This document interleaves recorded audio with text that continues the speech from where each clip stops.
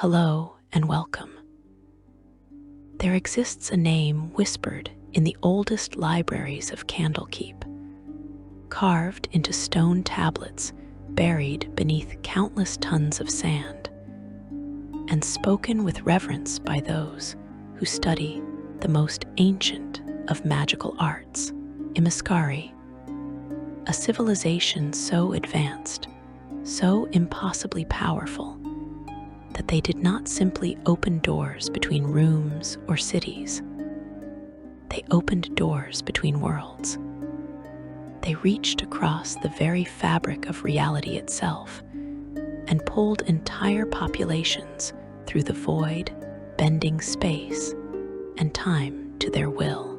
And when the gods themselves tried to stop them, they built walls that even divine power could not penetrate. Until, of course, they could. What you are about to discover is the story of the greatest magical empire Faerun has ever known, and the catastrophic price they paid for their hubris. Long before the Dales were counted, long before the rise of Netheril or the founding of Myth Draenor, there was a land of fertile plains and flowing rivers, where the Anauroch Desert now stretches endlessly. This was the heartland of Imaskar, an empire that flourished in an age so ancient that even elven historians struggle to place exact dates upon its existence.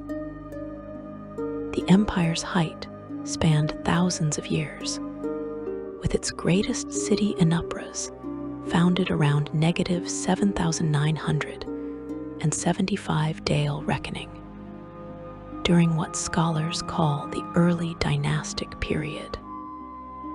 The people who would become the Imaskari were not initially conquerors or dimensional travelers. They began, as you might expect any civilization to begin, as farmers and herders, settling the rich lands of what would later become the Roaran Desert and the plains of purple dust. They built their first cities along river valleys, raised temples to powers they barely understood, and slowly, methodically, began to explore the mysteries of magic. But where other cultures focused on evocation or divination, where elves pursued the elegant arts of enchantment and humans sought the destructive power of combat magic, the Imaskari became obsessed with something far more fundamental. They wanted to understand the nature of space itself. The early Imaskari artificers, those brilliant minds who laid the foundations for everything that would follow, studied ancient knowledge left behind by even older civilizations. Archaeological evidence suggests they discovered caches of Batraki lore, magical secrets from a race that had dominated Faerun long before humans walked its surface. The Batraki had been masters of summoning magic and planar manipulation, and from glass-steel tablets etched with their rituals, the Imaskari learned principles that would transform their entire civilization. These principles centered on understanding how distance could be manipulated, how 2 points in space could be brought together through magical force. The artificers realized that certain spells did not move objects through the intervening space at all.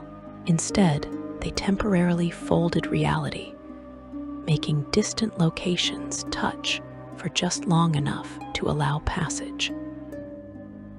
This realization, simple as it might sound, revolutionized everything the Imaskari would become. If space could be folded temporarily, the artificers reasoned then surely it could be folded permanently. If 2 points could be brought together for a heartbeat, then why not keep them together indefinitely? These questions consumed the greatest minds of Imaskari society, and they threw themselves into research with an intensity that bordered on fanaticism.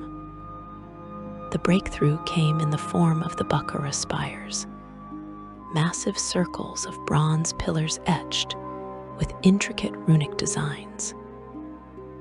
Each spire stood as part of a larger array, and when properly activated and attuned to a corresponding array elsewhere, they created a permanent two-way portal between locations. You could step through the circle of spires and emerge instantly at the destination, regardless of the distance separating them. These were not simple doorways or archways. They were architectural marvels, requiring precise mathematical calculations and enormous investments of magical energy to construct and activate. The implications were staggering. Within generations, the Imaskari had constructed multiple sets of these Bukhara spires, connecting their growing cities in a network that made physical distance almost irrelevant. A merchant in Anupras could step through a circle of bronze pillars and emerge in a city hundreds of miles away. A messenger could deliver news from one end of the empire to the other in moments rather than weeks. An army could be deployed to any threatened border through the spires before invaders could establish a foothold. The Imaskari Empire, already prosperous and well organized, suddenly possessed an advantage that no neighboring culture could hope to match. But with this advantage came expansion, and with expansion came conflict. The lands surrounding the Imaskari heartland were not empty. Other human cultures had established their own kingdoms and city-states, and they looked upon the growing Imaskari Empire with increasing concern. Some attempted diplomacy, offering trade agreements and mutual defense pacts. Others built fortifications along their borders and prepared for inevitable war. It made little difference. The Imaskari, flush with confidence in their portal network and the military advantages it provided, began a systematic campaign of conquest. The empire expanded rapidly during this period. In negative 7,891 Dale reckoning, the Imaskari annexed the Cobalt Kingdom of Sextandrim in the Mountains of Copper, demanding tribute in gold and gems from the subjugated demihumans. When the kobolds attempted to withhold the finest gemstones from their tribute, the artificers demonstrated the ruthless efficiency that would come to characterize their rule. In negative 7,403 Dale reckoning, they created specialized golems, portal golems that carried doorways in their chests, and shepherd golems that drove the kobolds through those portals, expelling them from their ancestral tunnels entirely. By the empire's height, Imaskar controlled vast territories across eastern Faerun. Their capital Anupras became the grandest city of the age, though historical records suggest the empire later split into Upper and Lower Imaskar around negative 6,422 Dale reckoning. this division may have been administrative rather than hostile, as both regions continued to share the portal network and coordinate their activities.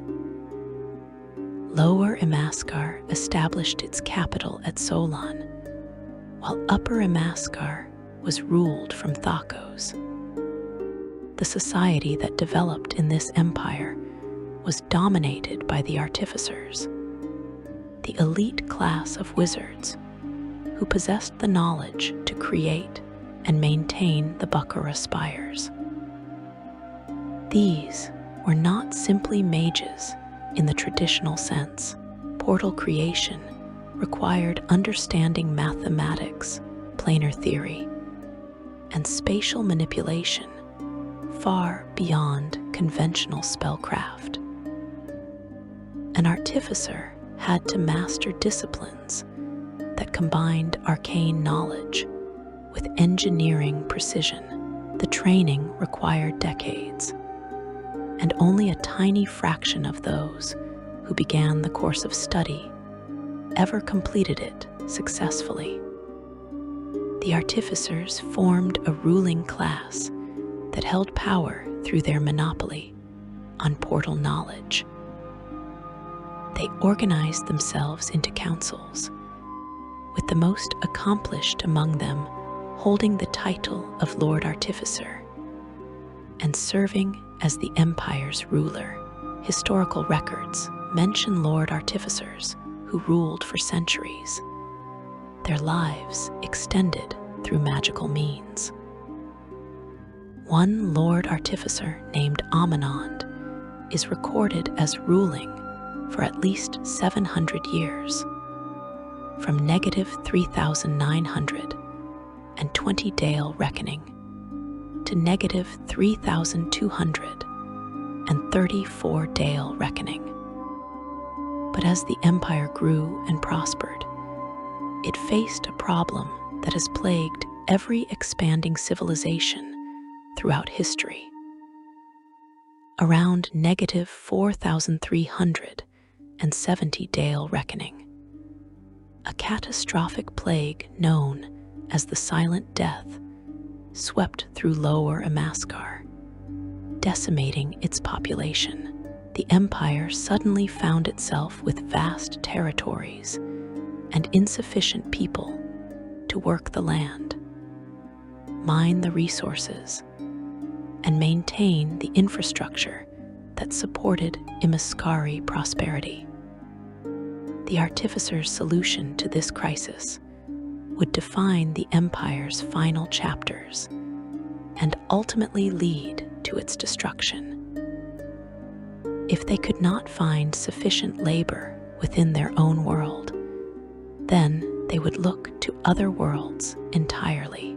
The Bukhara Spires connected points within Faerun with remarkable efficiency, but the artificers believed they could extend the same principles to create portals reaching across planar boundaries to other realms entirely. The research into cross-planar portals represented the artificers' most ambitious project.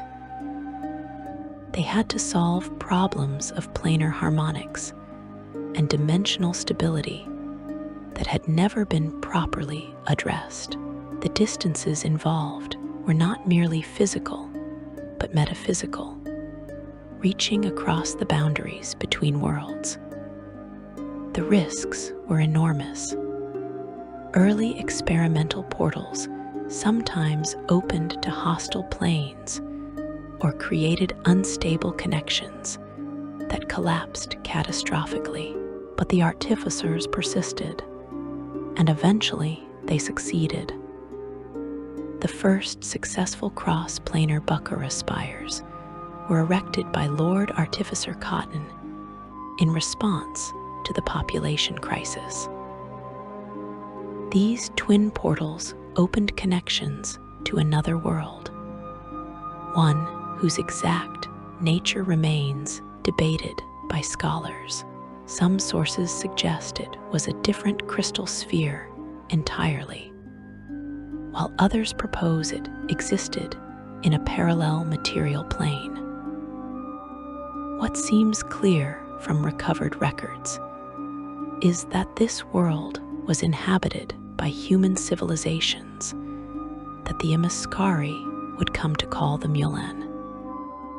The Mulan world was not particularly unusual by most standards.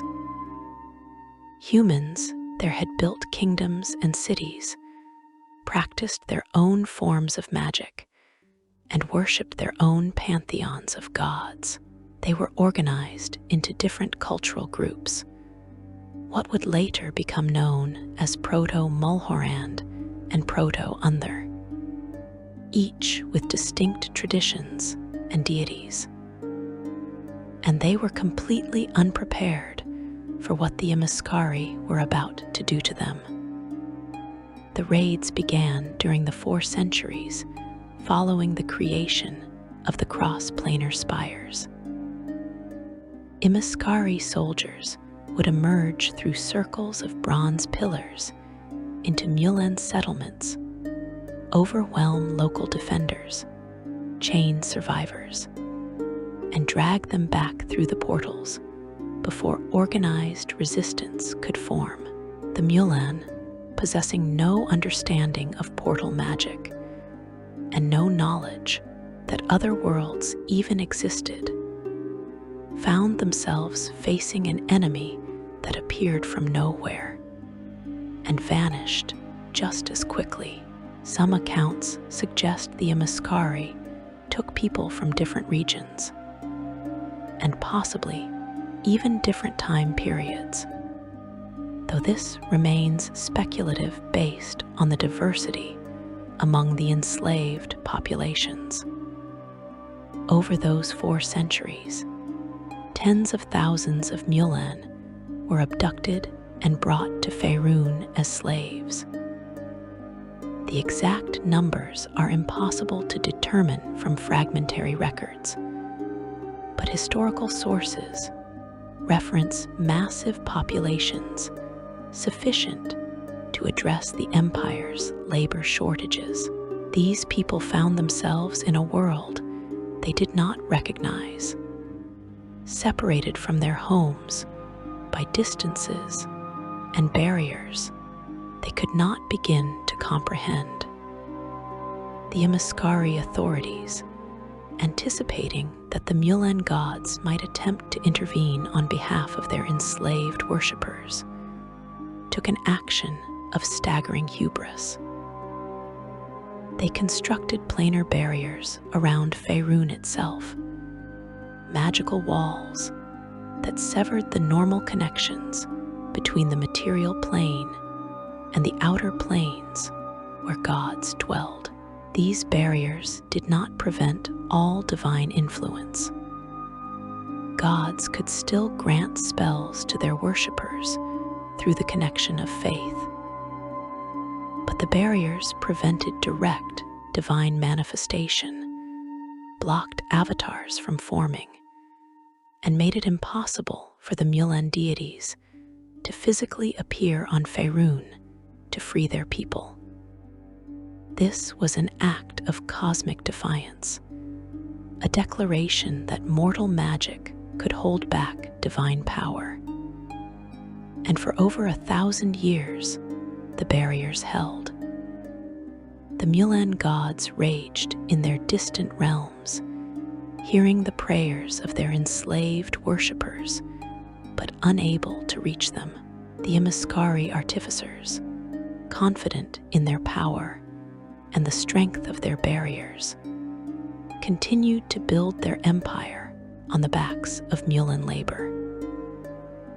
They created artifacts of immense power, including the 7 Imaskarkana, items into which they encoded their civilization's accumulated magical knowledge for preservation. The empire seemed invincible, its portal network spanning worlds, its divine barriers holding back the gods themselves.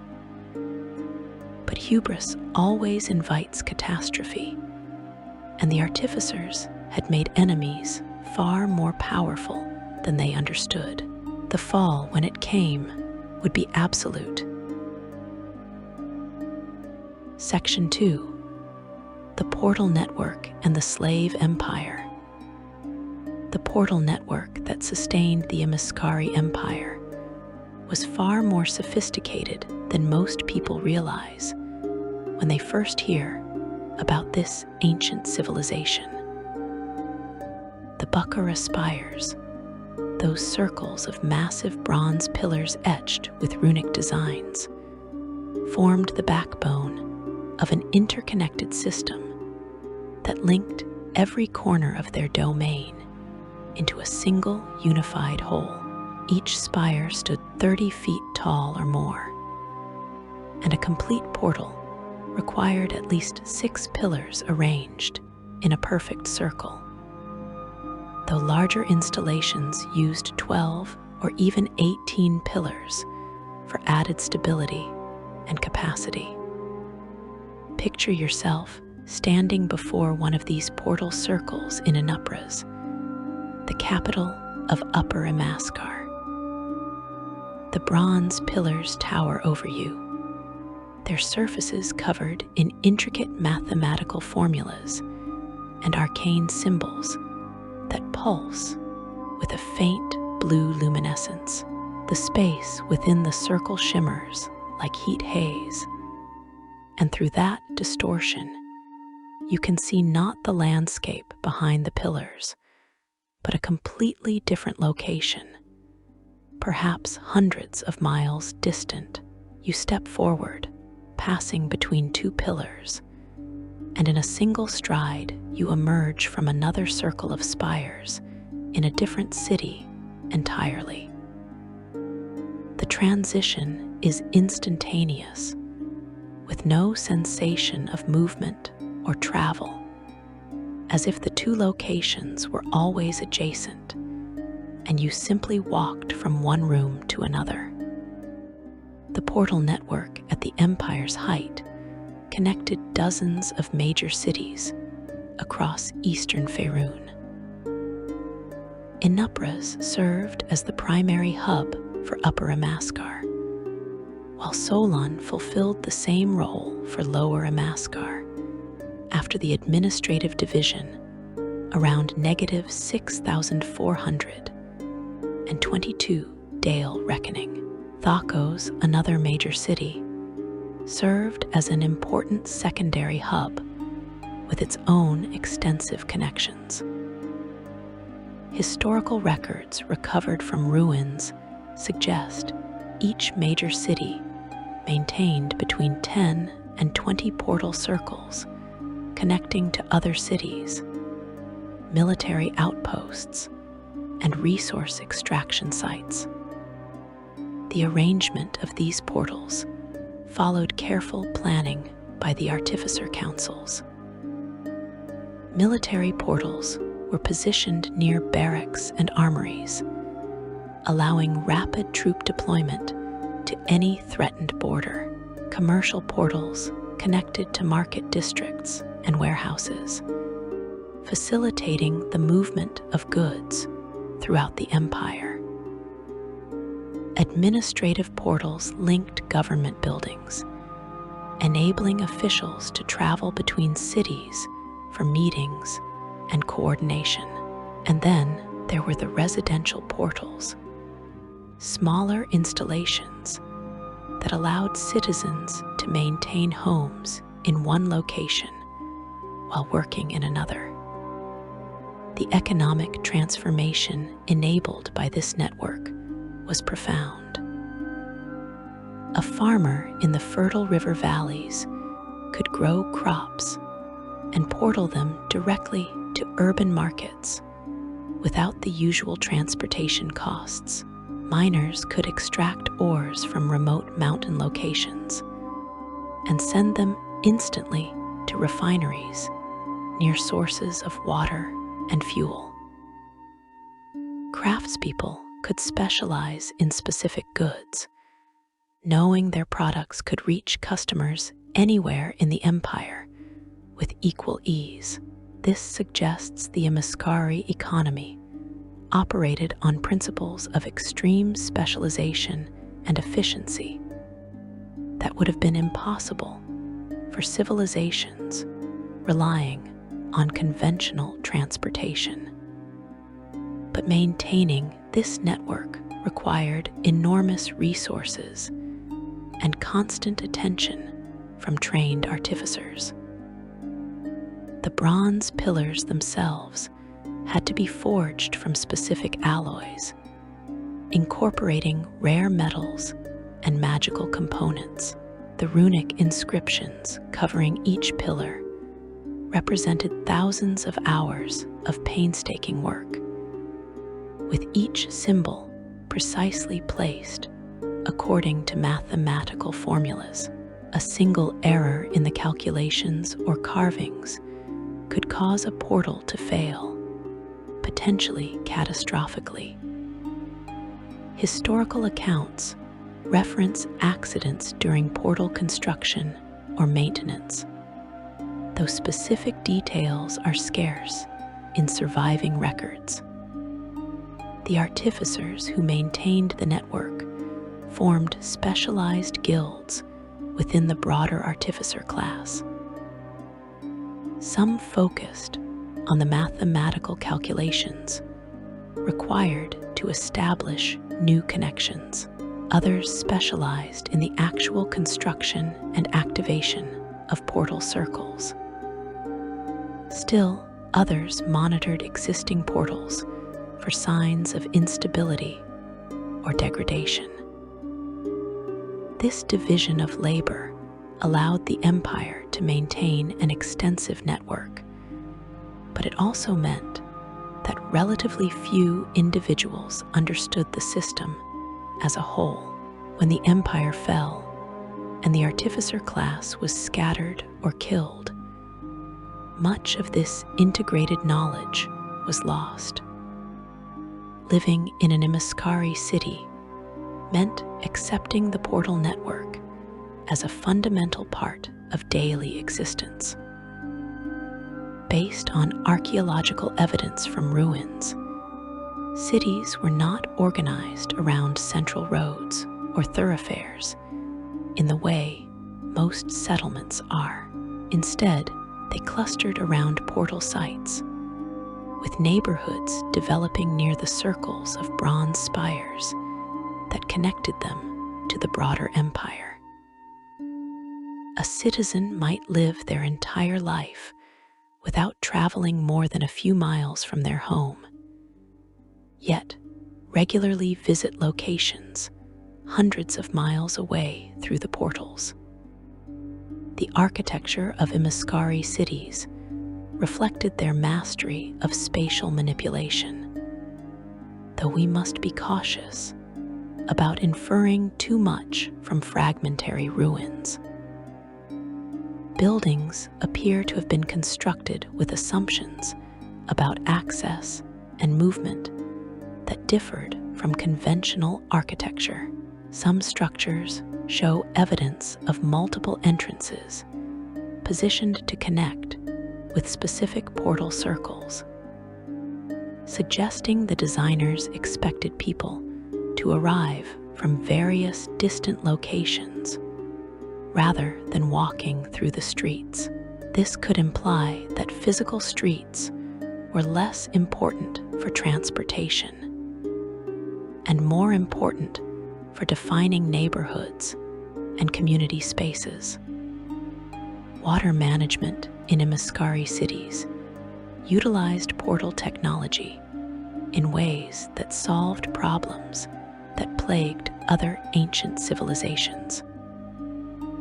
Rather than constructing massive aqueducts or relying solely on local wells, the Imaskari appears to have portaled water from distant sources directly into urban cisterns.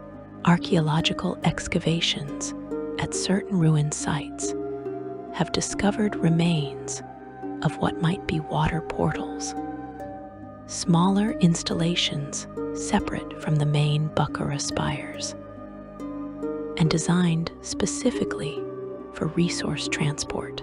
If these interpretations are correct, it would mean Imaskari cities could be built in locations with insufficient local water, drawing what they needed from rivers and lakes far away. The slave population that supported all of this prosperity lived under conditions of brutal exploitation.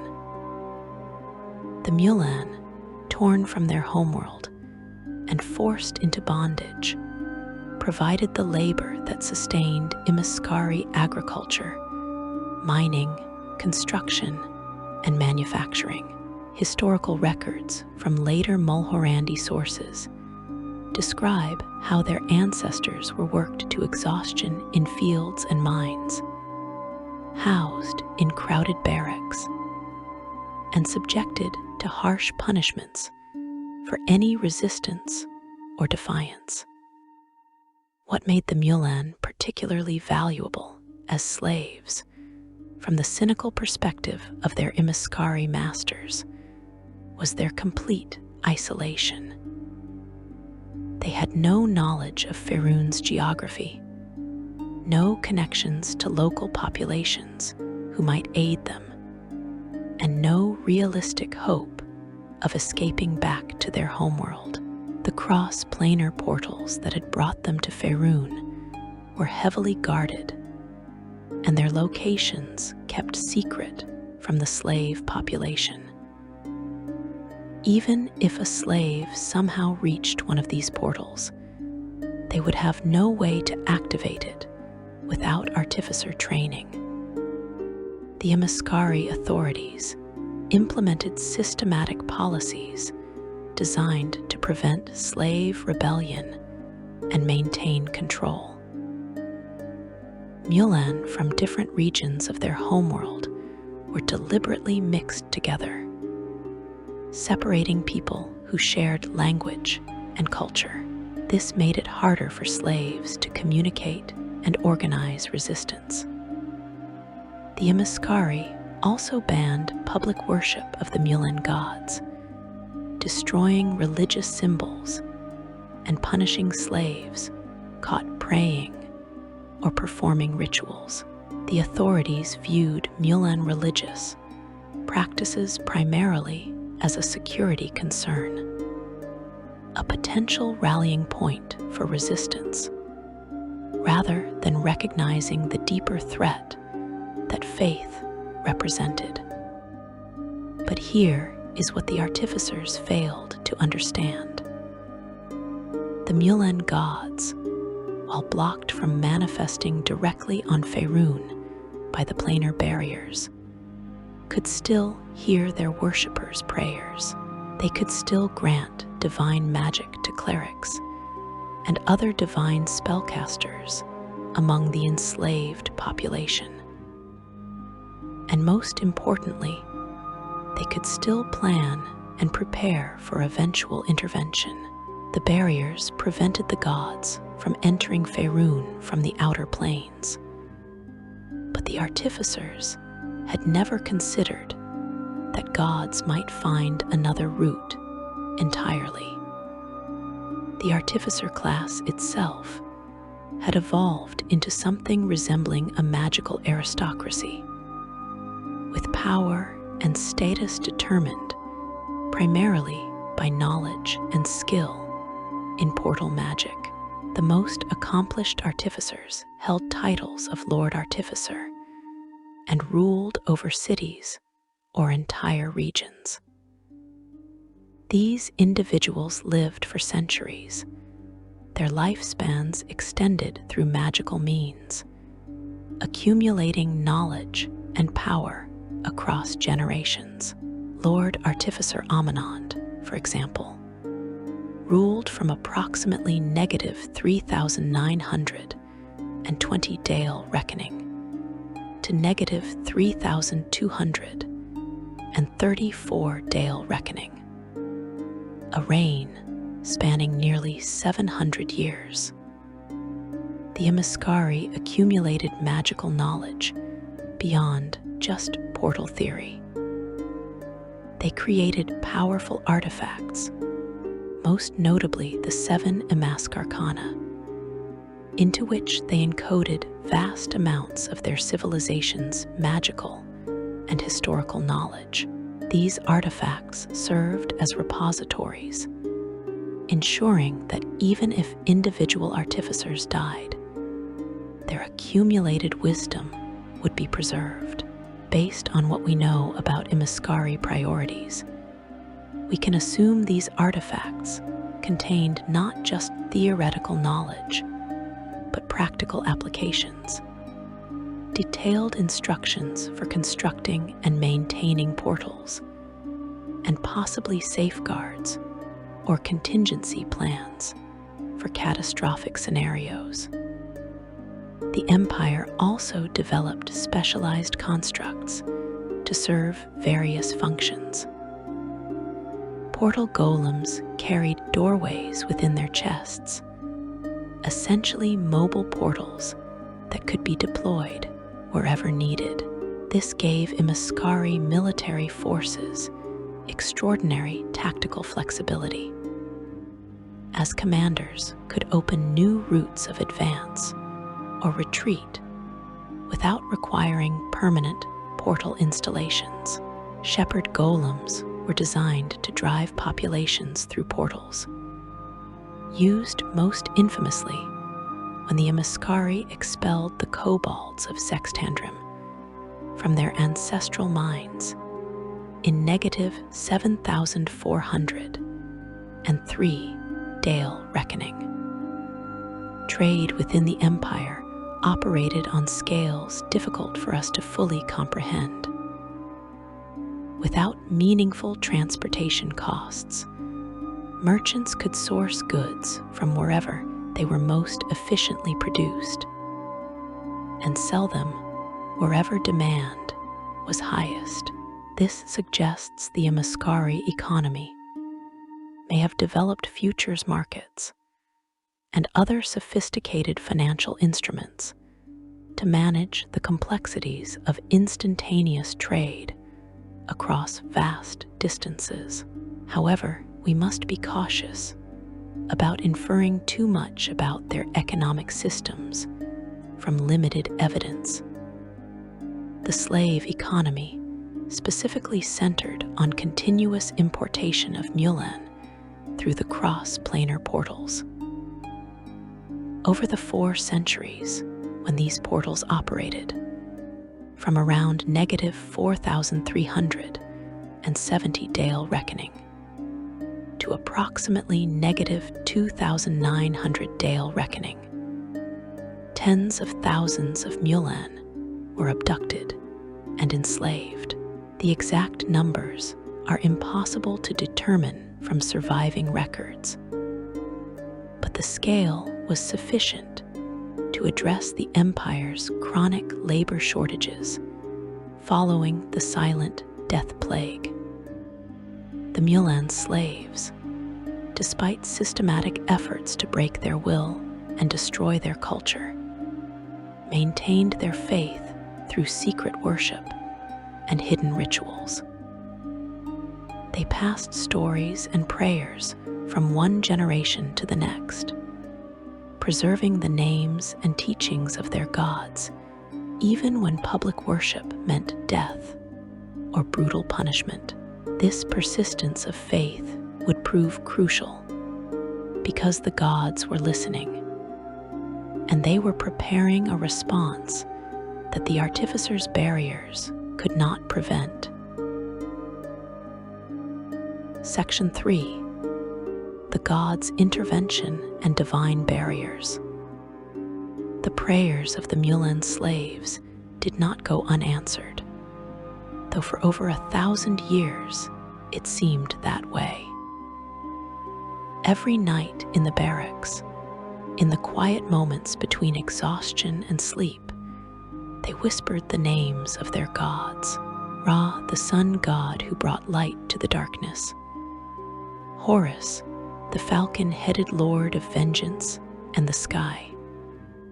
Isis, the goddess of magic and motherhood. Osiris, Lord of the afterlife who promised that death was not the end, Set, the god of storms and chaos. Ta, the creator who shaped the world. Thoth, keeper of knowledge and divine scribe. From the Unthuric pantheon came Enlil, lord of the air and king of their gods, along with Gilgim, Inanna, and others. These names, forbidden by their Imaskari masters, were nevertheless preserved in secret ceremonies and hushed conversations passed down through generations of bondage. The gods heard every prayer. They felt the suffering of their worshippers like wounds in their own divine essence. But when they attempted to cross the dimensional boundaries to reach Faerun, they encountered the barriers the Imaskari artificers had constructed. These were not simple walls or shields that could be battered down with sufficient power. They were fundamental alterations to how Faerun connected to the outer planes, essentially severing or blocking the pathways that normally allowed direct divine manifestation. To understand what the Imaskari had accomplished, you need to grasp how divine power normally works in the multiverse. Gods exist primarily in the outer planes, in domains that reflect their nature and portfolios. When they wish to act on the material plane, they can send avatars, portions of their divine essence shaped into physical form. They can empower their worshippers with divine magic, channeling their power through the connection of faith. They can create miracles and portents, directly manifesting aspects of their power to aid followers. And in extreme cases, they can manifest their full divine presence on the material plane, bringing the totality of their power to bear. The Imaskari barriers did not prevent all divine influence. Divine spellcasters among the Mulan slaves could still receive spells from their gods, because that connection flowed through faith rather than requiring direct divine presence. On Faerun, small miracles could still occur, minor interventions that did not require significant manifestation. But avatars could not form on Faerun by traveling from the outer planes. Full divine manifestations were blocked. The gods could touch their worshippers only through the thinnest of connections, while those worshippers suffered in chains with no hope of divine rescue. The artificers who designed these barriers understood they were committing an act of cosmic defiance. Historical sources suggest they studied ancient lore from multiple civilizations, possibly including Batraki knowledge about planar boundaries, to develop the theoretical framework for such barriers. They identified the natural connection points between Faerun and the outer planes, the metaphysical pathways through which divine power normally flowed. And they sealed those pathways with enchantments that disrupted planar harmonics. The project took decades and required coordination among the Empire's greatest artificers. But they completed it, and the barriers held for over a millennium. Lord Io, the overgod who stands above all other deities and maintains the fundamental balance of the cosmos, watched these events with growing concern. Io does not typically intervene in mortal affairs, or in conflicts between mortals and lesser gods. His role is to maintain cosmic equilibrium and prevent any single force from dominating all others. But the Imaskari barriers represented something unprecedented. Mortals had cut an entire world off from normal divine influence, challenging the fundamental order of how gods and mortals interact throughout the multiverse. The question facing Io was not whether the Imaskari deserved consequences for their actions. That much was clear. The question was how to address the situation in a way that maintained cosmic balance without causing even greater disruption. A direct intervention by Io himself would be catastrophic, potentially destabilizing the relationship between mortals and gods throughout multiple planes. Based on what we know of Io's role and the eventual outcome, we can infer that he chose a more measured approach that would allow the Mulan gods to act while maintaining the precedents and structures that govern divine behavior. Io's solution was elegant in its simplicity. He gave permission for the Mulan gods to manifest on Faerun, but not by breaking through the barriers directly, which would have given them dangerous precedents for future actions.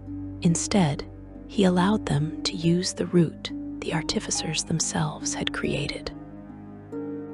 The cross-planar portals connecting Faerun to the Mulan homeworld provided a backdoor, a connection through the material plane rather than from the outer planes. If the gods traveled to the Mulan homeworld first, then manifested there in physical form, they could travel through the portals as material beings rather than as divine presences trying to project from outer planes. The barriers, designed to block divine manifestation from beyond Faerun, would be useless against gods who were already physically present on the material plane. This decision changed everything. The Mulan gods, who had been unable to reach their worshippers for over 1,000 years, suddenly saw a path forward. It would require tremendous expenditures of divine energy to fully manifest on the material plane and maintain those manifestations.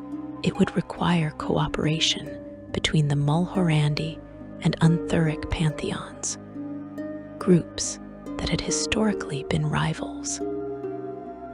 And it would require careful timing to manifest on the Mulan homeworld, and then travel through the cross-planar portals before the artificers realized what was happening and closed those doorways.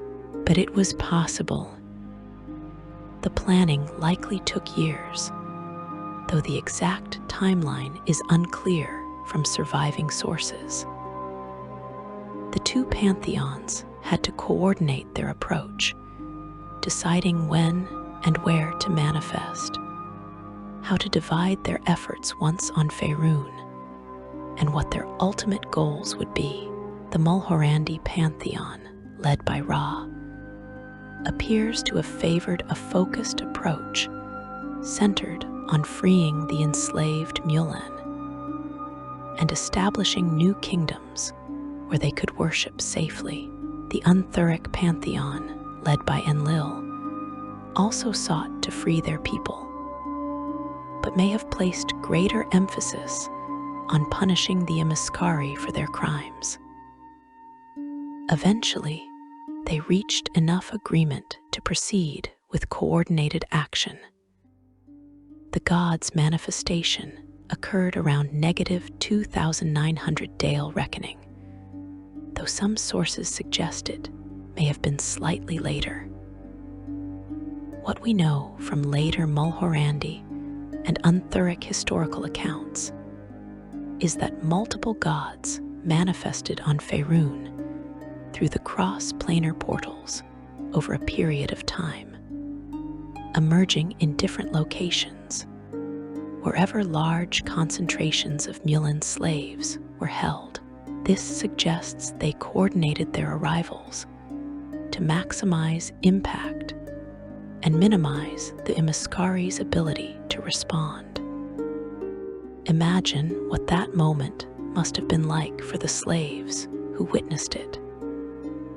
You have spent your entire life in bondage, as did your parents and grandparents before you, praying to gods who seemed unable to answer. Then one day, as you work in the fields or mines, reality tears open, and a figure of blazing divine radiance steps through. Not through any Imaskari portal, not announced or controlled, but manifesting with power that makes the air itself tremble. This is Horus, or Ra, or Isis, or one of the other deities your people have worshipped in secret for generations. The god looks upon you with eyes that hold both fury at your suffering and joy at finally reaching you. And the god's first words in over 1,000 years to their faithful are a promise of freedom. The Imaskari response to these manifestations was shock and disbelief. The barriers had held for so long, had been tested and proven repeatedly, that most artificers considered direct divine manifestation on Faerun to be fundamentally impossible. The realization that gods could bypass the barriers by using the cross-planar portals represented a catastrophic failure of imagination. The artificers had designed their defenses to prevent planar travel from divine domains to Faerun, and those defenses worked perfectly for their intended purpose. But the artificers had never seriously considered that gods might physically relocate to another material world, and then travel to Faerun as manifested beings, rather than as projections of divine power. The first military responses by Imaskari forces were disasters. Soldiers and war mages who had spent their careers fighting mortal enemies suddenly faced divine avatars backed by the full power of the gods they represented. This could imply that the Imaskari military, for all its advantages in mobility and logistics, had no doctrine or training for combat against divine beings. Spells that would devastate human armies accomplished little against gods. Enchanted weapons shattered against divine flesh. Portal tactics became useless when your enemy could manifest anywhere at will.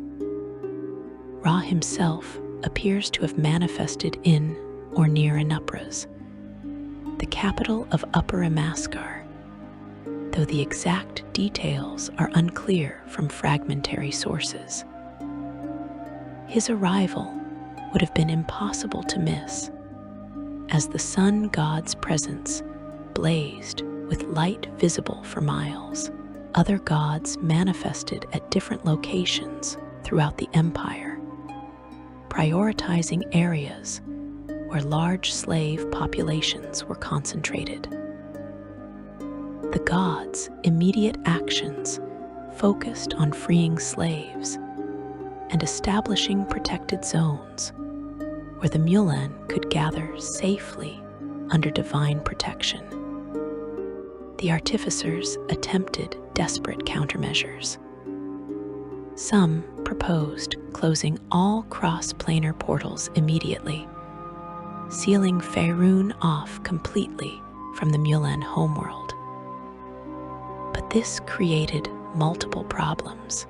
Thousands of Imaskari citizens were currently on the Mulan homeworld, overseeing slave operations and resource extraction.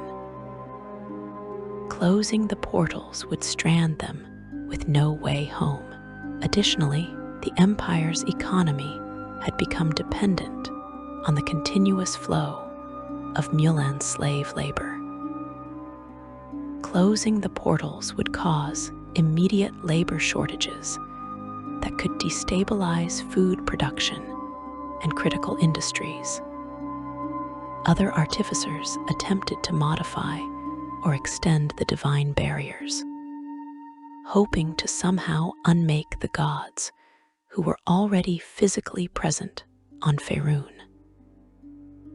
They poured energy into the enchantments and tried various theoretical approaches suggested by their research. Based on the outcome, we can assume none of these attempts succeeded. The barriers might prevent new divine manifestations from the outer planes, but they could not reverse manifestations that had already occurred through the material plane. The conflict that erupted was not a conventional war. The gods could not be everywhere simultaneously, which meant much of the empire remained under Imaskari control, even as divine forces liberated slaves in certain regions.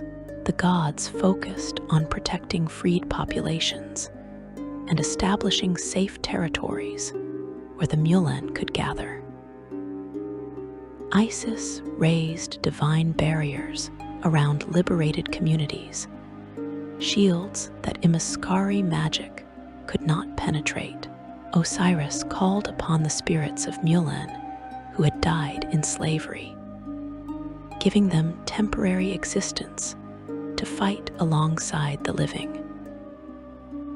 Thoth used his divine knowledge to counter Imaskari portal magic, closing or redirecting portals to disrupt military operations.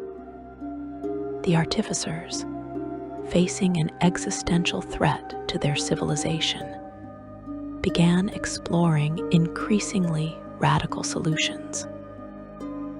They researched ancient texts describing weapons and rituals that might affect divine beings. They attempted to develop magic specifically designed to combat gods. Some of their experiments produced results, creating weapons that could wound divine flesh or rituals that could temporarily bind divine avatars. But none of these successes brought them closer to actually defeating the manifested gods or reversing the liberation of the Mulan slaves. The war continued for years, possibly decades, with neither side able to achieve complete victory.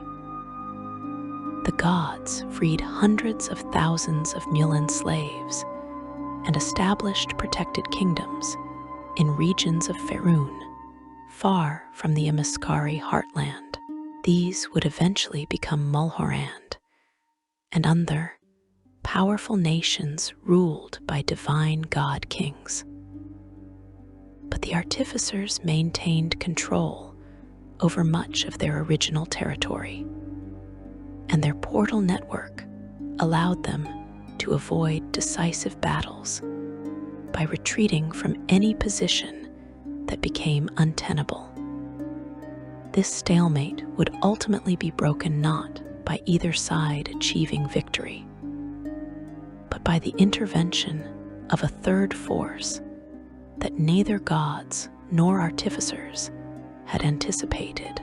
The Faerim, ancient and malevolent creatures dwelling deep beneath the Imaskari heartland, were about to make their presence known in the most catastrophic way possible. Section 4. The Fall and the Great Cataclysm.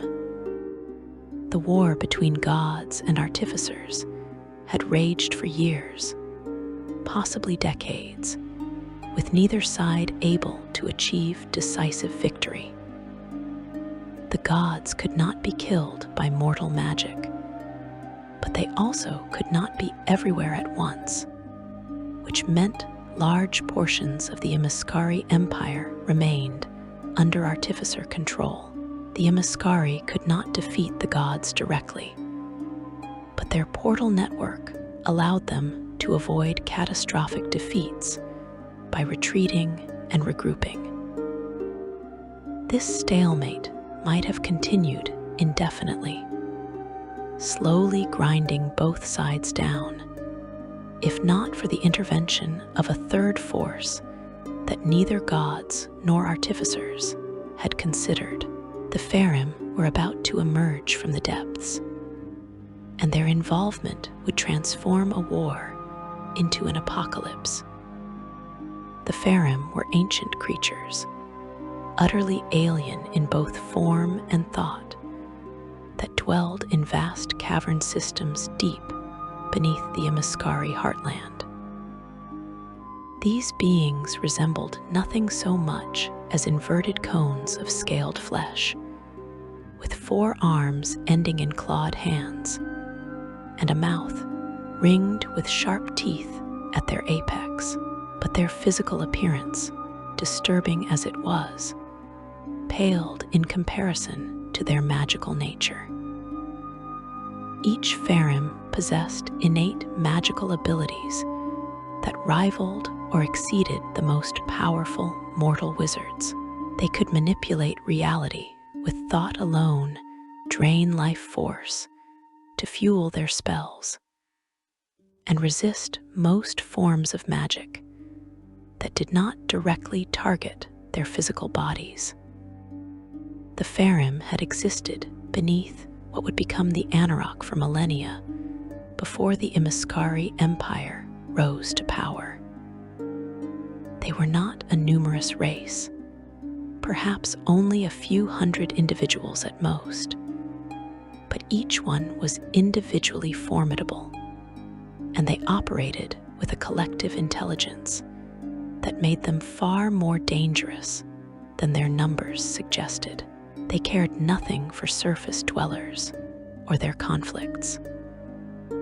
The Farim viewed all other life primarily as potential food sources or threats to be eliminated. They were not evil in the way that malicious humanoids are evil.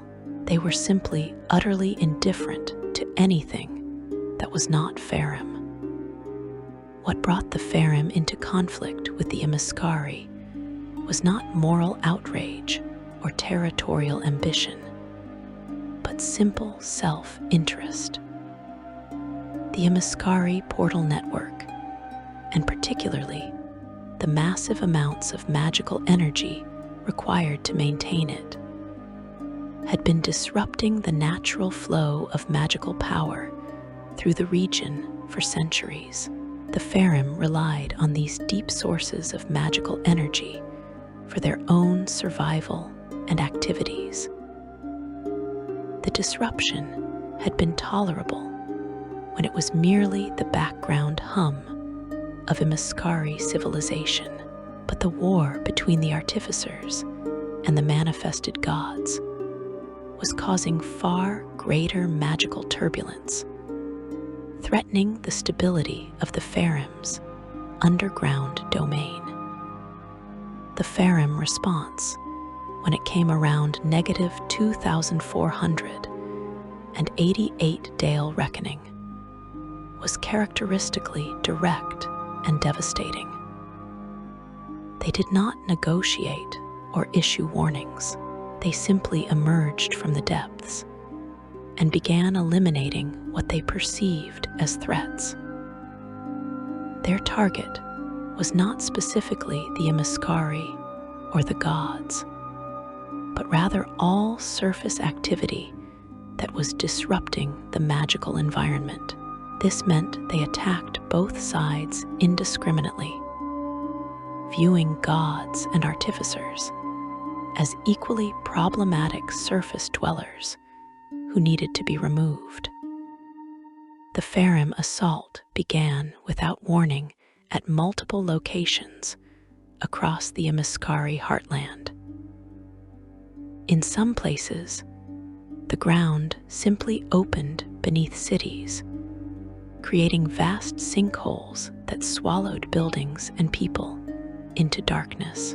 In others, Farim emerged from caves and tunnels, floating through the air on invisible currents of magical energy, and began methodically draining the life from everything around them.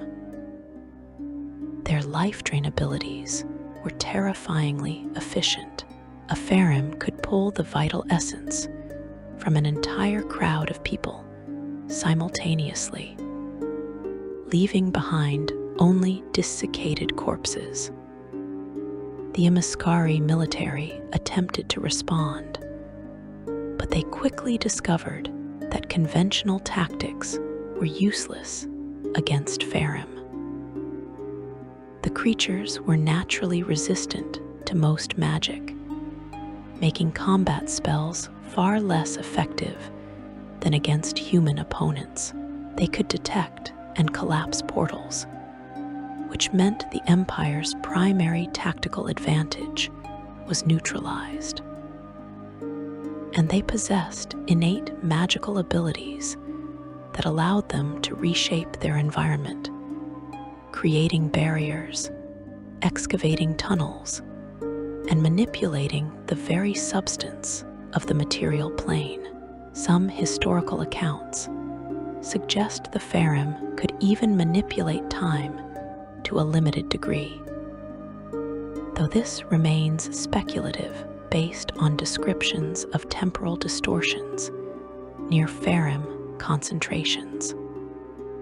The manifested gods turned their attention to this new threat, recognizing that the Farim represented danger not just to the Imaskari, but to all life in the region, including the freed Mulan under divine protection. Ra struck at Farim with solar radiance that could melt stone. Set called down storms of legendary fury. Horus wielded divine weapons forged from the essence of vengeance itself. The gods possessed power that exceeded anything mortals could bring to bear, and they inflicted genuine casualties on the Farim. But the creatures were ancient, had survived countless ages by adapting to threats, and they did not break easily or retreat from challenges. What followed was not a three-way war with clear sides and strategies, but a chaotic collapse as all previous conflicts merged into simultaneous catastrophe. The Imaskari fought both manifested gods and Farim. The gods fought both artificers who refused to surrender and Farim who threatened everyone. The Farim fought everything, caring nothing for the politics or grievances of surface dwellers. Cities that had stood for thousands of years fell in days. Armies vanished into sinkholes or were obliterated by magical forces beyond comprehension. The portal network, already stressed by years of military use and targeted attacks from multiple directions, began to fail catastrophically. The Bukhara Spires had been designed to maintain stable connections under normal conditions, but nothing about the current situation was normal. Divine magic, Farim life drain effects, and desperate artificer countermeasures all interfered with the carefully calibrated enchantments that kept the portals functioning. When portals began collapsing, the failures cascaded through the interconnected network. A portal collapse was not simply a doorway closing. The bronze spires contained enormous amounts of magical energy, and when the enchantments maintaining that energy failed, the results were devastating. Some portals exploded, releasing their power in bursts that devastated everything within hundreds of feet. Others inverted, creating vortexes that pulled everything nearby into unknown dimensions. Still others created spatial distortions that warped reality in their vicinity, making distance and direction meaningless. The landscape itself became treacherous as portals failed throughout the empire. The artificers attempted one final desperate measure to stabilize the network. They activated emergency protocols built into the deepest foundations of the portal system. Enchantments designed to prevent total collapse by drawing on additional power sources. But these failsafes had never been tested under conditions like this, with simultaneous damage from divine power, Farum magic, and cascading portal failures. When activated, the failsafes did prevent some portals from collapsing immediately, but they also began drawing life energy from the surrounding environment on a massive scale to power the stabilization. The Farum, whether through deliberate strategy or simple opportunism, intensified their life drain attacks in response. They may have recognized that draining life from the surface lands served their goals of eliminating the threats to their domain, or they may simply have been defending themselves against what they perceived as attacks, responding to the magical disruption with their most powerful abilities. Regardless of their motivation, the effect was catastrophic. The combination of the portal network's emergency protocols and the Farum's concentrated life drain began to kill the land itself. You need to understand what happened next not as a single event, but as a cascading environmental catastrophe that unfolded over years or possibly decades. The life energy being drained from the region caused plants to wither and die on an enormous scale. Forests that had stood for millennia turned brown and gray, then crumbled to dust. Grasslands became barren scrub, then dead earth. Rivers that had flowed for thousands of years began to diminish as the plants that had maintained the water cycle died off. Without vegetation to hold soil in place, erosion accelerated dramatically. The region's climate began to shift as the loss of plant life altered temperature and precipitation patterns. Each change fed into the others, creating a feedback loop of destruction. Less vegetation meant less moisture retained in the soil, which meant less rain, which meant even less vegetation could survive. Rising temperatures and declining rainfall accelerated the process.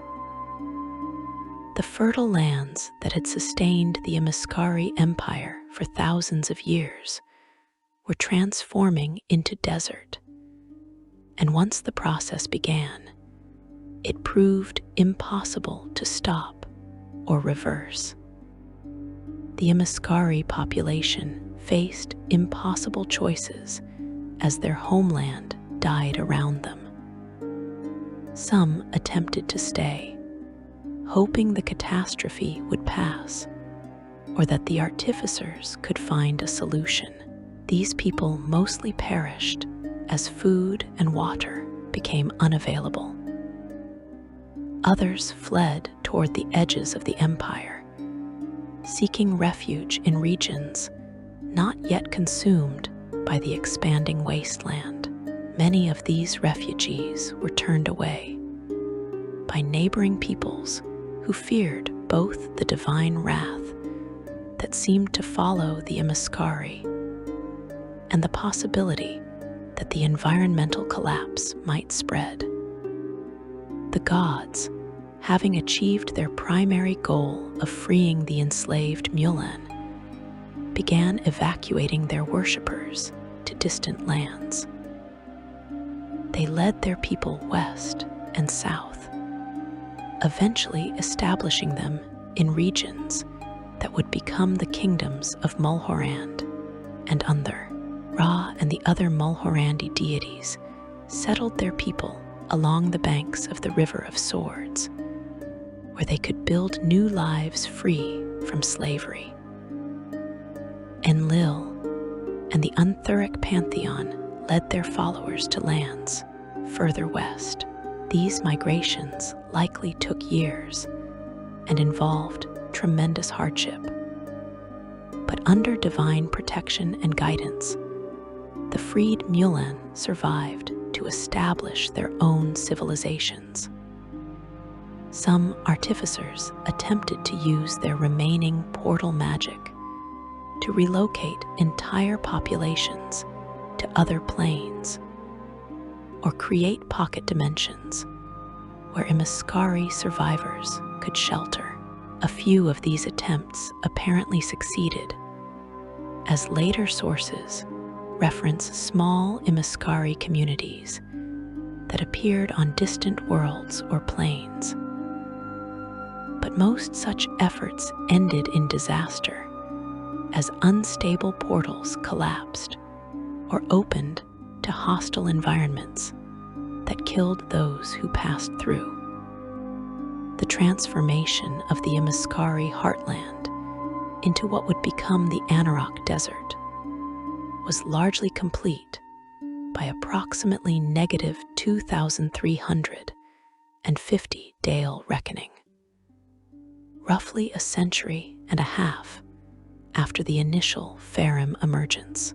What had once been fertile plains and river valleys was now an immense wasteland of sand and stone.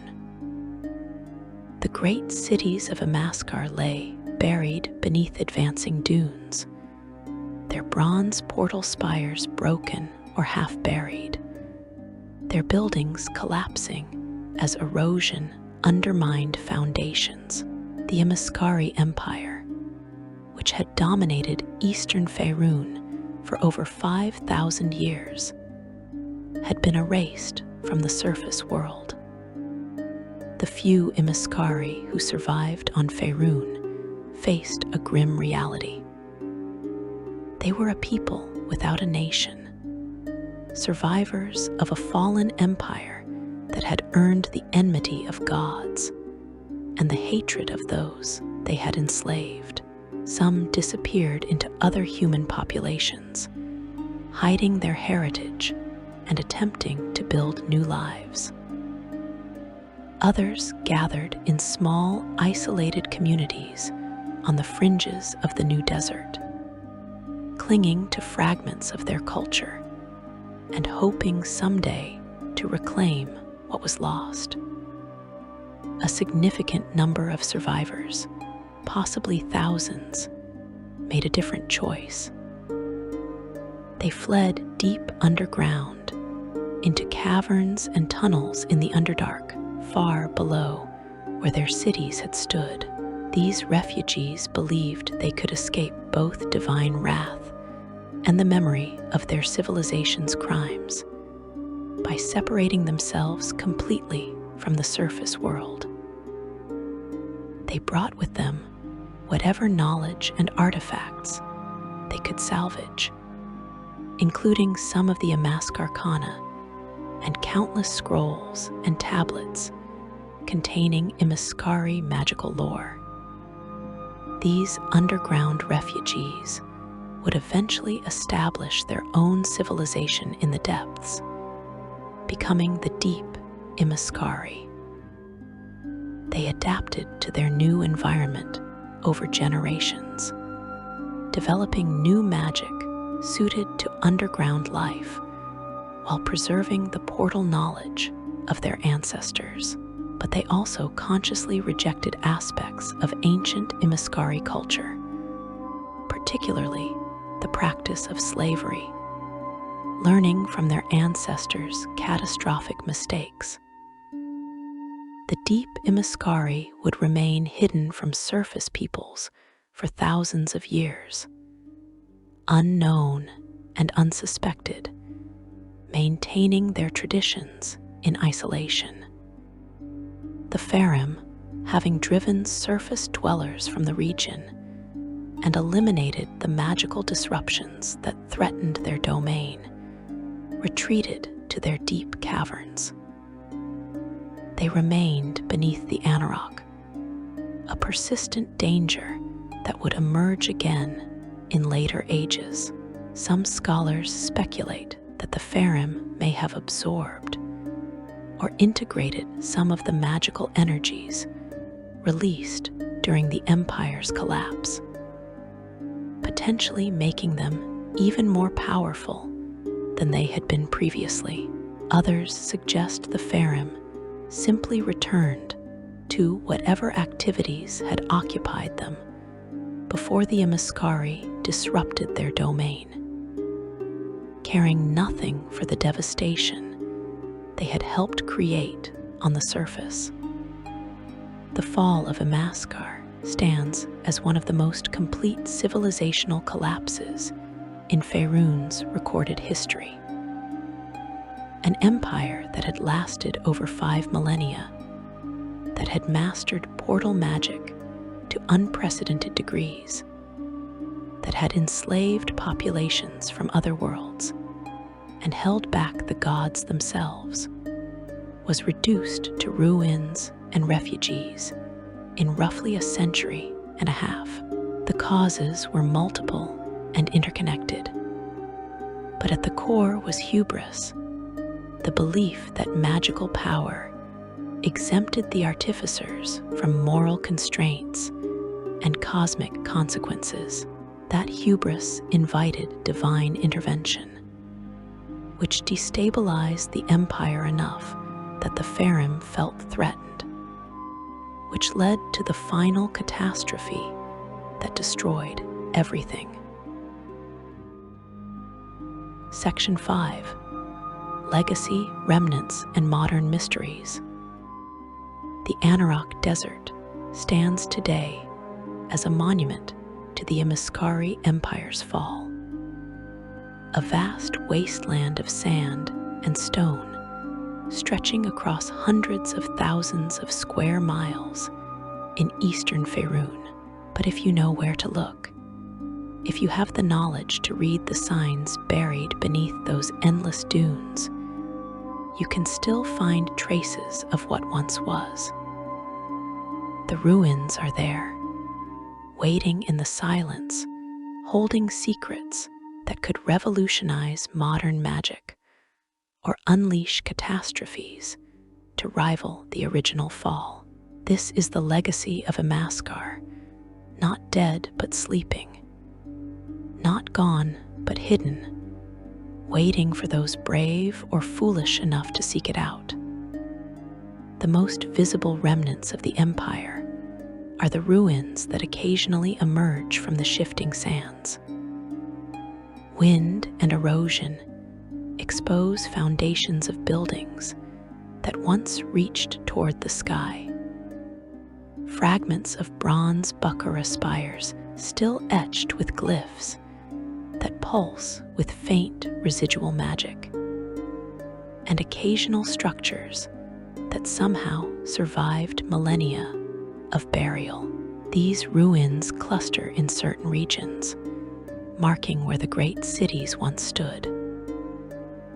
Inupras, Solon, Thakos, and other major urban centers left behind architectural footprints visible to those who study the desert's hidden geography. Archaeologists and treasure hunters who have explored these sites consistently report strange phenomena. Space itself seems to behave oddly near Imaskari ruins. Distances shift in ways that make no sense.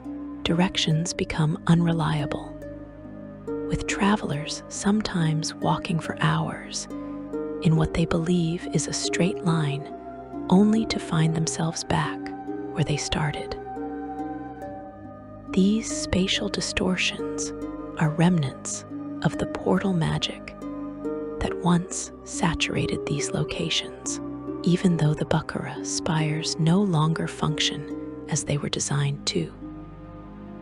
The enchantments carved into them were so powerful that they permanently warped the fabric of reality in their vicinity. Some ruins contain what might be called portal fragments, pieces of the ancient network that retain partial functionality despite the catastrophic collapse. These are extraordinarily dangerous. A fragment might appear stable enough to allow passage from one side to the other, but without the full supporting enchantments and safety protocols that once regulated them, they operate unpredictably.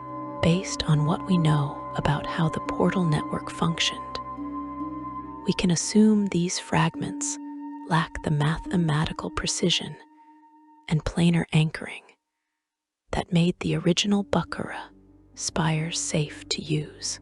You could step through what appears to be a dormant portal circle and find yourself transported to a completely random location, or scattered across multiple planes, or simply unmade as the unstable magic tears you apart.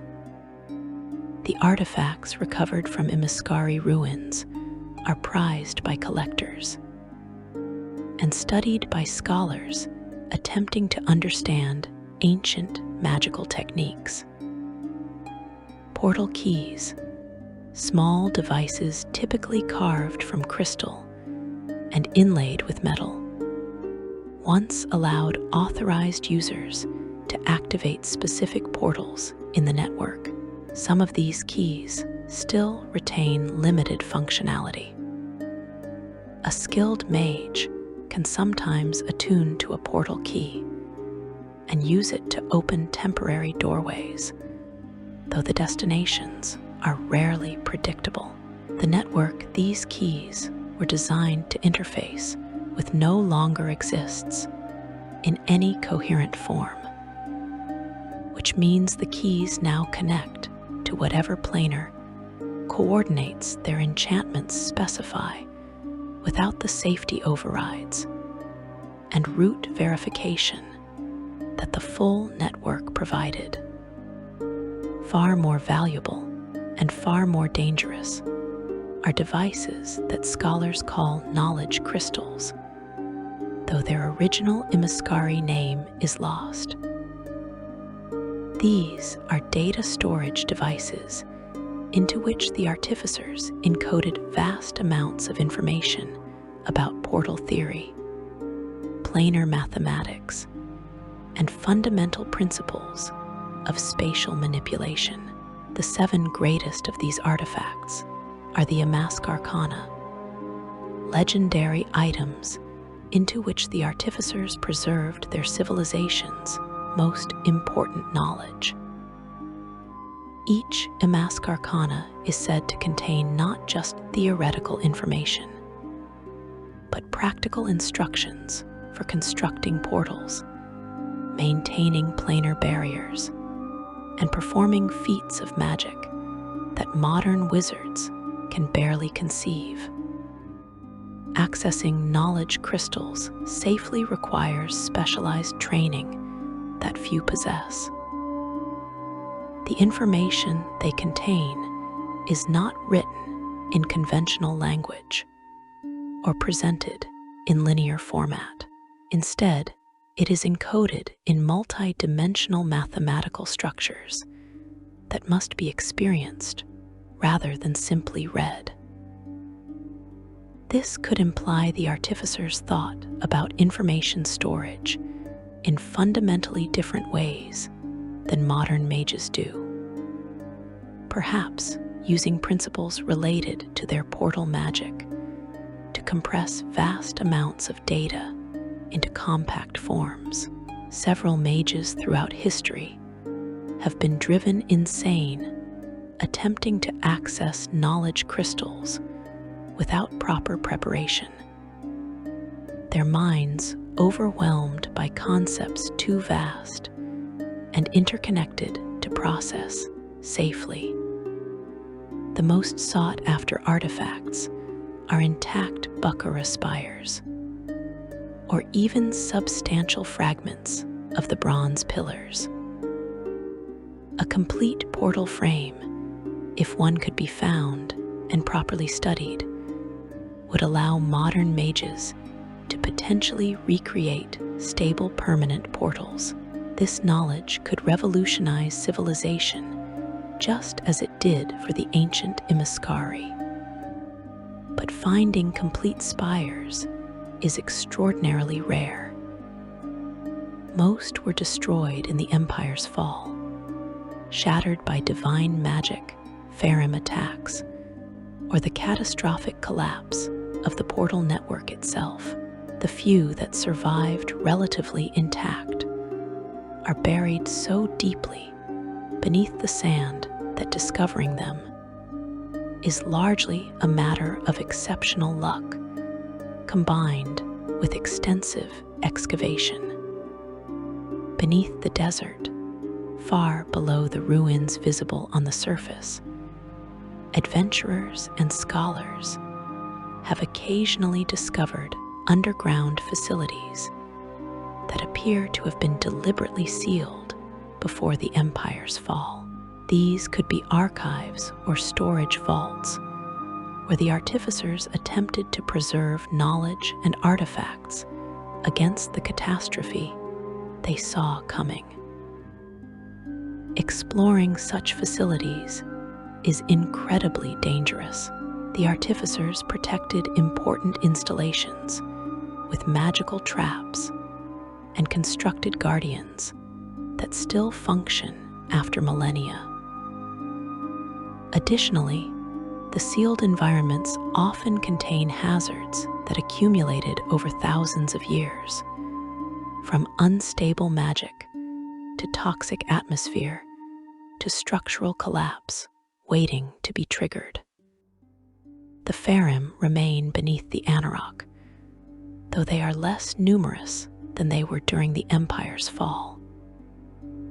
Later events in Faerun's history, particularly conflicts involving the Netheril and subsequent civilizations, reduced Farim numbers significantly, but they still pose extreme danger to anyone who ventures too deep beneath the desert or disturbs areas near their lairs.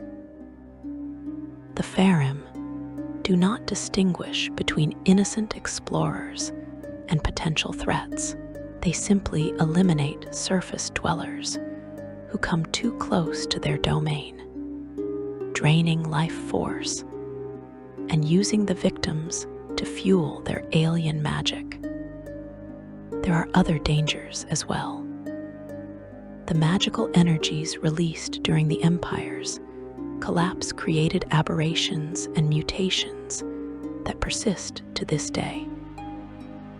Constructs left behind by the artificers still wander the ruins, following ancient programming that tells them to guard installations or eliminate intruders. Portal golems with dormant doorways in their chests occasionally activate when disturbed, opening random connections to dangerous planes. Shepherd golems, once used to drive populations through portals, now mindlessly herd anything that moves toward portal fragments that no longer lead anywhere safe. And there are stranger things, spatial anomalies that might be failed portal experiments, temporal distortions that repeat the final moments of long-dead Imaskari in endless loops. The most significant legacy of the Imaskari Empire exists not in the desert ruins, but deep in the Underdark. The deep Imaskari, descendants of those who fled underground during the collapse, established a hidden civilization in caverns beneath what had been their homeland. They preserved vast amounts of their ancestors' knowledge, maintaining libraries and research facilities that contain information lost everywhere else. They continued studying portal magic, though on a far more limited and carefully controlled scale than their ancestors, deliberately learning from the catastrophic mistakes that destroyed the surface empire. The deep Imaskari remained hidden for thousands of years, deliberately avoiding contact with surface civilizations and even with most other Underdark races. They developed new magics adapted to underground existence, combining traditional Imaskari portal theory with techniques learned from necessity and from limited contact with other deep-dwelling peoples. They established a society that consciously rejected the slavery and cosmic hubris that destroyed their ancestors. This suggests they understood on some fundamental level that the empire's fall was not merely bad luck or divine malice, but a consequence of specific choices and moral failures. The deep Imaskari population is not large by the standards of major civilizations. Perhaps only tens of thousands of individuals spread across several hidden cities in the Underdark, but they represent a direct link to the ancient empire in ways that surface ruins cannot match. They speak a language descended from ancient Imaskari, maintain historical records that span millennia, and possess practical knowledge of portal magic that exceeds what surface scholars have managed to rediscover independently. Contact between deep Imaskari and surface civilizations has occurred within the last few centuries, though exact details vary by source and may involve multiple separate contact events. Initial interactions were marked by mutual suspicion. The deep Imaskari were understandably cautious about surface dwellers who might seek to exploit their knowledge or blame them for their ancestors' crimes.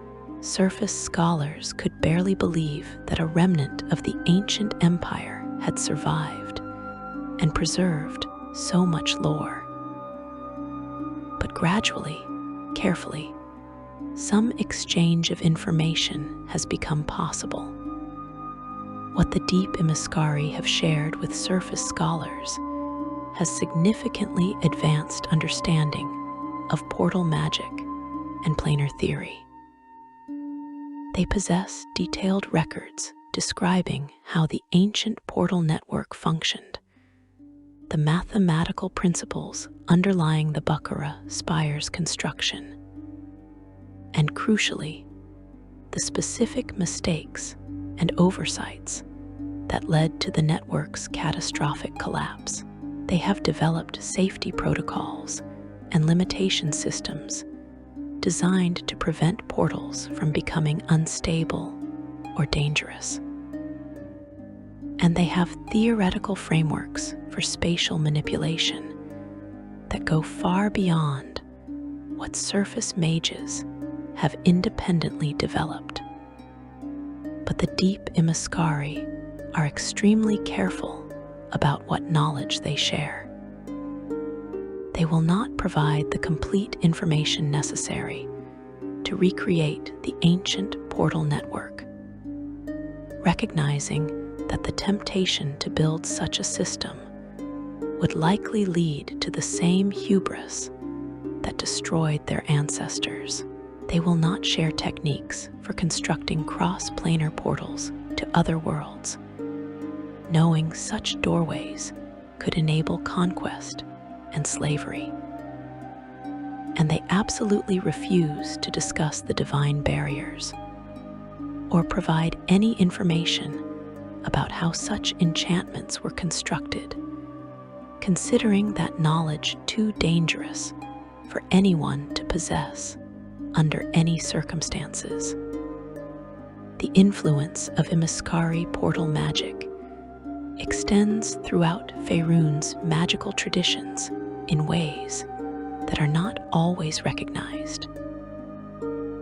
Netheril, the great magical empire that rose thousands of years after Imaskar's fall, almost certainly possessed some Imaskari knowledge, whether this came from discovered ruins, contact with deep Imaskari, or independent rediscovery of similar principles remains debated by scholars. But the Netherese approach to portal magic and planar travel shows clear parallels to Imaskari techniques, suggesting some form of knowledge transfer occurred. Modern organizations studying planar travel and dimensional magic frequently work with concepts first formalized by Imaskari artificers, often without realizing the connection. The mathematical frameworks used to calculate portal coordinates, the terminology employed to describe planar harmonics, even the physical designs of experimental portals often echo ancient Imaskari work. In many cases, modern mages believe they are developing original theories when they are actually rediscovering knowledge that was ancient when their civilizations were young. The Imaskari ruins create ongoing political tensions in regions near the Anarok. Multiple nations and organizations claim rights to excavate and study the ruins based on various historical or geographical justifications.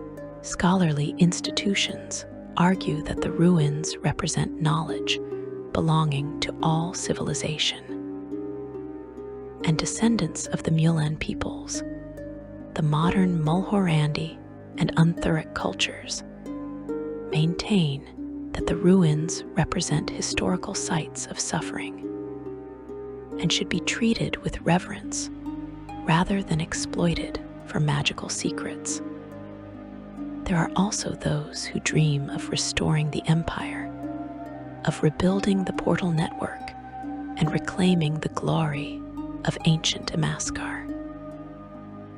These neo-Imaskari movements are generally small and poorly organized, representing more fantasy than genuine threat, but occasionally one gains a charismatic leader or discovers a significant cache of ancient knowledge, and then authorities take notice.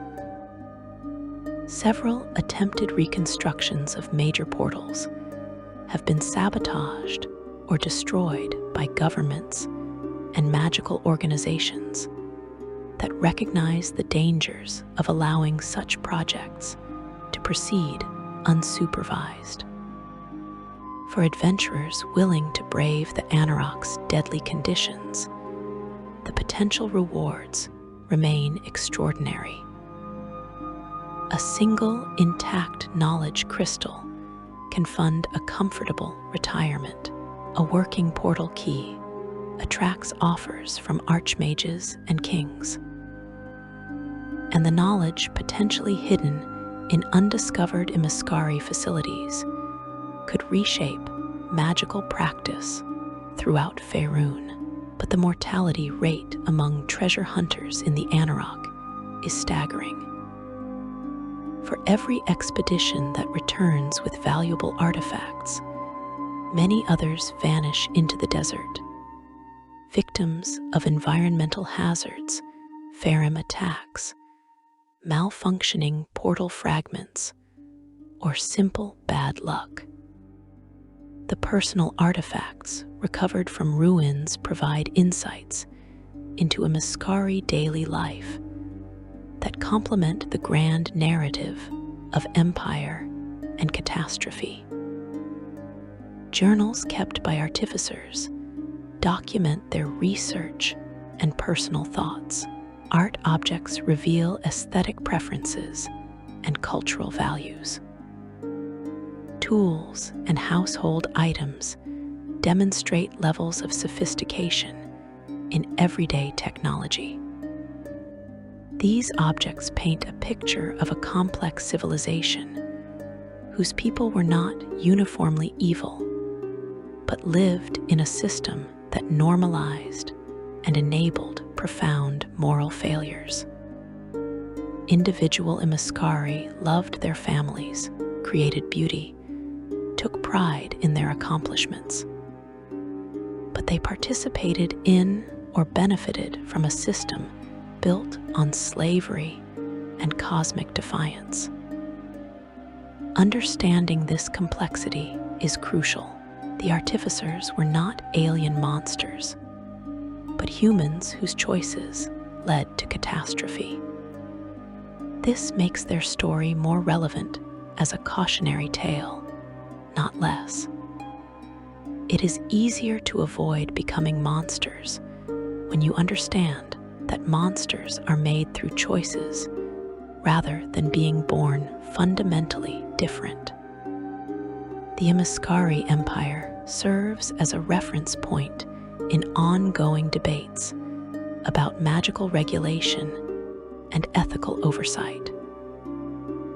Those who argue for complete freedom in magical research point to the lost knowledge and achievements that heavy restrictions would prevent. Those who favor stronger controls reference the catastrophes that result when powerful magic is pursued without moral constraints or consideration of consequences.